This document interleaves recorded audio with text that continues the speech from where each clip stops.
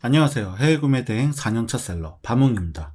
오늘은 해외구매 대행을 처음 시작하시는 분들이 가장 먼저 부딪히는 관문, 바로 사업장 주소지에 대해 이야기해볼까 합니다.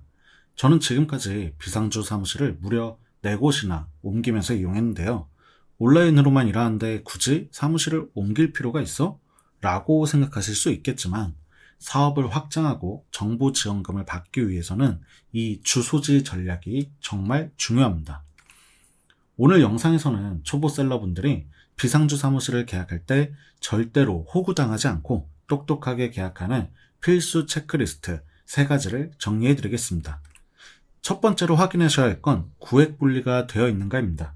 비상주 사무실은 말 그대로 공간을 쪼개서 주소만 빌리는 건데요. 만약 사업장마다 1평 이상의 공간이 확실하게 분리되어 있지 않다면 나중에 실사를 받았을 때 정상적인 사무실로 인정받지 못할 수도 있습니다. 이런 문제 때문에 나중에 정부 지원을 받거나 실사가 예상되는 분이라면 처음부터 구획 분리가 되어 있는지 꼭 확인해 보셔야 합니다. 두 번째는 지역 선택입니다. 어차피 출근을 안 할 건데 지역이 무슨 상관이야? 라고 하실 수 있겠지만 정부의 정책 자금이나 청년 지원금을 노리신다면 지역이 1순위로 가장 중요합니다. 지역마다 배정된 예산과 경쟁률이 천차만별이거든요. 예를 들어 저는 전라남도에 있다가 서울로 주소지를 옮겼는데 서울은 경쟁이 너무 치열해서 지원금을 문의하는 상담 예약조차 잡기가 힘들었습니다.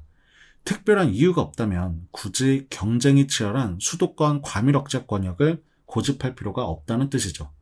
또한 실거주지와 사무실이 너무 멀리 떨어져 있다면 관할 세무서에서 사업자 승인을 안 해줄 수도 있어요. 이건 지역마다 상이하니까 반드시 계약할 비상주 오피스 측에 내 실거주지를 공유하셔서 사업자 등록에 문제가 없을지 혹은 승인이 되지 않는다면 환불이 가능한지 문의해 보셔야 합니다. 세 번째 체크리스트는 근린 이종시설 확인입니다. 여러분이 나중에 해외에서 화장품이나 건강기능식품 같은 걸 팔게 되실 수도 있잖아요. 이런 특정 품목들은 사업장 주소가 반드시 근린생활시설 2종으로 등록되어 있어야만 판매 허가가 나옵니다. 이거 하나 확인 안 했다가 나중에 사무실을 통째로 옮겨야 하는 경우가 꽤 많으니 사전에 꼭 확인하세요. 추가로 유의할 점을 한 가지만 더 말씀드릴게요. 가격보다 중요한 게 바로 우편물 취급 방식입니다. 보통 월 2, 3만 원대 가격이면 계약을 하실 텐데요. 비상주 사무실마다 무료로 제공하는 서비스가 조금씩 다릅니다. 회의실 무료 제공, 프린트 무료 제공, 이런 옵션들은 사실 우리 온라인 셀러들에겐 별로 필요가 없습니다. 처음엔 회의 공간을 빌려준다는 말에 혹할지도 모르지만 실제로 해외 구매 대행을 운영하시다 보면 사용할 일이 아예 없습니다. 진짜로 중요한 건 내 우편물을 열어서 사진으로 찍어 보내주는가, 그리고 정기적으로 우편물을 재발송해 주는가입니다. 국세청이나 관공서에서 오는 중요한 우편물을 놓치지 않으려면 이 우편물 서비스가 확실한 곳을 고르셔야 합니다. 만약 이런 서비스가 없다면 반드시 공공 우편물 송달 장소를 변경하셔야 합니다. 홈택스에서 변경할 수 있으니까 사무실 계약을 마친 뒤 곧바로 이용하시는 걸 추천드립니다. 비상주 오피스를 계약할 때는 계약사항을 꼼꼼히 확인하셔야 합니다. 숨겨진 예치금이 포함된 곳들이 종종 있어요. 비상주 사무실도 결국엔 임대차 계약입니다. 간혹 월세가 엄청 싼 것처럼 홍보해놓고 막상 계약서를 보면 단돈 몇만 원이라도 예치금이나 보증금을 명분으로 추가로 요구하는 곳들이 있습니다.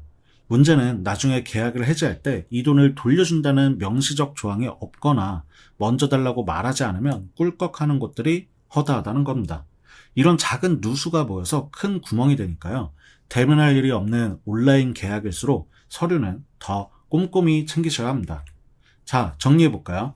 우선 정부 지원을 받을 예정이라면 사무실 실사를 위해서 구획 분리가 되어 있는지 확인하셔야 되고요. 내 거주지와 목적에 맞는 지역, 그리고 화장품이나 식품 등 영업허가를 확장할 계획이라면 근린 이종시설인지 꼭 확인하셔야 합니다. 또한 우편물 사진 전송이나 재발송 서비스가 있는지, 없다면 홈택스에 꼭 공공우편물 송달 장소 변경을 신청하셔야 하고요. 그리고 무엇보다 계약서에 숨겨진 예치금 조항이 있는지 확인하셔야 합니다. 이 네 가지만 확인하셔도 비상주 사무실 계약에서 억울하게 손해보실 일은 없을 겁니다. 초기 세팅을 튼튼하게 다져야 앞으로의 스트레스가 줄어듭니다. 오늘 내용 꼭 캡처해 두시고 해외 구매 대행에 입문하실 때 적용해 보세요. 오늘 영상도 여러분의 사업에 도움이 되셨길 바라며 구독과 좋아요 부탁드립니다. 감사합니다.